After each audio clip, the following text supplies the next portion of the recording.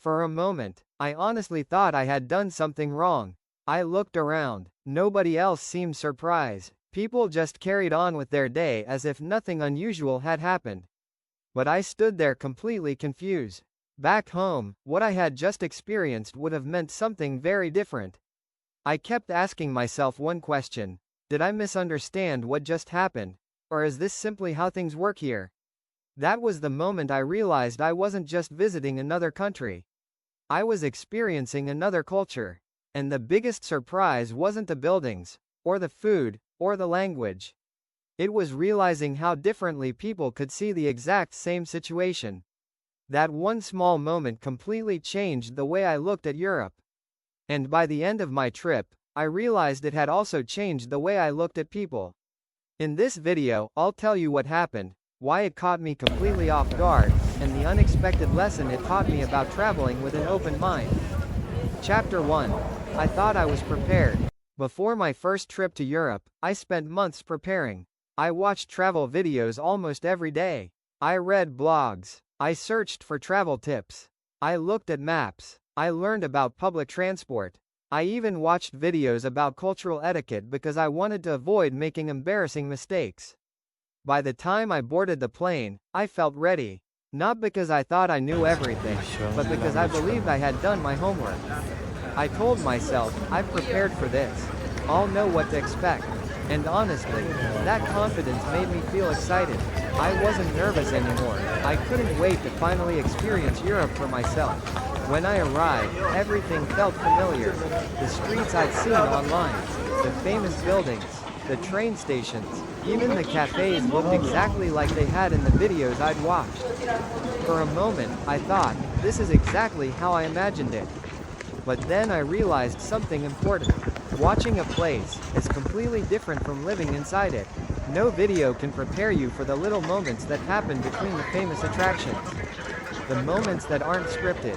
The moments that no travel guide can predict. And it was one of those ordinary moments. Not a famous landmark. That completely caught me off guard.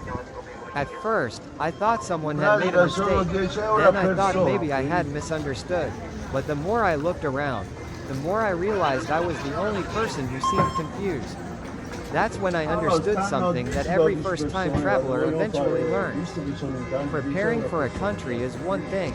Understanding its culture is something completely different. And I was about to learn that lesson in a way I'll never forget. Chapter 2. The moment that left me speechless. It happened on what I thought would be a completely ordinary afternoon. I had spent the morning exploring the city and decided to stop at a small cafe before continuing my journey. Nothing felt unusual. People were talking quietly. Some were reading books. Others were simply enjoying their coffee without looking at their phones. The atmosphere felt calm, almost peaceful. After finishing my drink, I stood up, thanked the staff, and started walking toward the door. That's when something happened that made me stop. The person behind the counter looked up, smiled warmly, and wished me a good day. It was such a simple gesture. But what surprised me wasn't the greeting. It was the way everyone seemed genuinely present. There was no rush, no feeling that the interaction had to end as quickly as possible. People made eye contact. They acknowledged one another. They weren't just completing a transaction. They were sharing a moment, however brief. At first, I wasn't sure how to respond. I remember thinking, am I holding up the line? Should I leave quickly? But no one looked impatient. No one seemed bothered. For a few seconds, I realized I was reacting according to the pace I was used to, not the pace of the place I was visiting. That was my culture shock. Not because anyone did something dramatic, but because one ordinary interaction quietly revealed a different rhythm of life. And standing there, I had one surprising thought. Maybe I wasn't just learning about Europe. Maybe I was learning something about myself. That simple cafe visit lasted only a few minutes. But the lesson stayed with me for the rest of my journey. Because from that moment on, I started paying attention to the little things I had always taken for granted. And the more I noticed, the more my entire trip began to change. Chapter 3. I realized the culture wasn't the only thing different. As I left the cafe, I couldn't stop thinking about what had just happened. It wasn't a dramatic moment. No one had raised their voice. Nothing had gone wrong. And yet, I kept replaying those few minutes in my mind. The more I thought about it, the more I realized something surprising. The biggest culture shock wasn't the cafe. It wasn't the greeting. It wasn't even the slower pace. The biggest culture shock was realizing how automatically I expected everyone to experience the world the way I did. Without meaning to, I had been comparing everything to what felt normal back home. Every little difference caught my attention. But instead of asking, why do they do it this way? I had been asking, why isn't it done the way I'm used to? That small change in perspective completely transformed my trip. I stopped looking for what was different. And I started looking for what I could learn. Suddenly, the little moments became the most interesting part of every day. I noticed how patiently people waited, how conversations weren't always rushed, how many people seemed fully present in the moment. I wasn't trying to decide whether one way was better than another. I was simply learning that there are many ways to live a meaningful life. And that's something no guidebook had ever taught me. The more I observed, the more curious I became.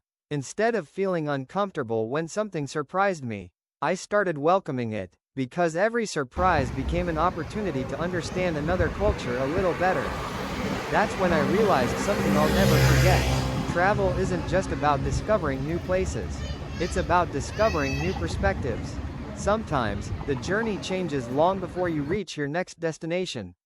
It changes the moment you become willing to see the world through someone else's eyes. And from that day forward, Europe stopped feeling like a list of places to visit. It became a classroom filled with lessons I never expected to learn. In the next chapter, I'll share the simple habit that completely changed the way I traveled for the rest of my journey, and one that I still carry with me today. Chapter 4. I stopped trying to understand Europe and started experiencing it. The next morning, I woke up with a completely different mindset. My itinerary hadn't changed. The cities I wanted to visit were still the same. But the way I wanted to experience them had changed completely. Instead of rushing to the next attraction, I started paying attention to the moments in between. I noticed the baker greeting the first customers of the morning with a smile. I watched commuters quietly reading on the train instead of staring at their phones. I saw neighbors stopping to chat for a few minutes before continuing with their day. None of these moments were famous. You won't find them on postcards. But somehow, they became some of my favorite memories. I also realized something about myself. Back home, I often felt like I always needed to be moving. Always checking the time, always thinking about what came next. But Europe kept inviting me to slow down. Not because life there was perfect, but because I finally noticed that meaningful moments don't usually announce themselves. They happen quietly, if we're willing to notice them. The more I embraced that mindset, the more confident I became. I stopped worrying about doing everything the right way. I wasn't afraid of making small mistakes anymore. If I misunderstood something, I asked politely. If I got lost, I treated it as part of the adventure. If I encountered something unfamiliar, I became curious instead of uncomfortable. That simple shift changed everything. I wasn't trying to judge another culture anymore. I was trying to learn from it. And the funny thing is, the more open I became, the more welcoming Europe seemed. Looking back now, I don't think the biggest change happened around me. I think it happened inside me. Travel had quietly taught me something I had never expected. The world feels much bigger, and much friendlier, when you replace assumptions with curiosity. That lesson followed me long after I returned home. And in the final chapter, I'll share why I now believe that culture shock isn't something to fear. It's one of the greatest gifts travel can give us. Chapter 5. The greatest culture shock was the change in me. When people ask me about the biggest culture shock I experienced in Europe, they usually expect me to talk about something dramatic. A strange custom, a funny misunderstanding, or a moment that went completely wrong. But honestly, that's not what I remember most. The biggest culture shock wasn't discovering that people lived differently. It was discovering how quickly I assumed my own way of living was the only normal one. Travel has a funny way of doing that. It doesn't just introduce you to new places. It quietly holds up a mirror. It shows you habits you never questioned, assumptions you didn't even know you had, and perspectives you never realized were possible. That cafe didn't change my life because of what happened there. It changed my life because of what it helped me see. From that day on, I stopped asking, why do people do things differently here? Instead, I started asking, what can this teach me? That one question transformed every city I visited, every conversation I had, every unexpected moment that came my way. Because curiosity replaced comparison, and understanding replaced judgment. Looking back now, I don't think culture shock is something first-time travelers should fear. I think it's something they should welcome. Not because it's always comfortable, but because it's often the beginning of real growth. Some of the most valuable lessons don't come from museums or famous landmarks. They come from ordinary moments that quietly challenge the way we see the world. And if we let them, they also challenge the way we see ourselves. That became the greatest souvenir I brought home from Europe. Not something I could carry in my backpack, but a new perspective that I'll carry with me for the rest of my life. And in the end, I realized the biggest journey wasn't across Europe. It was the one happening inside me. Ending, the souvenir I never expected to bring home. When I packed for my first Europe trip, I thought I'd come home with photos. Maybe a few souvenirs, and memories of beautiful places. I never imagined I'd come home with something much more valuable.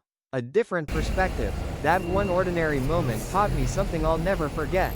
The world becomes a much more interesting place when we stop expecting it to be familiar. Every country has its own rhythm. Every culture has its own way of seeing life. And every person has something we can learn from if we're willing to stay curious. Looking back now, I'm grateful for that moment of confusion. Because without it, I might have spent my entire trip comparing Europe to what I already knew. Instead, I learned to appreciate it for what it was.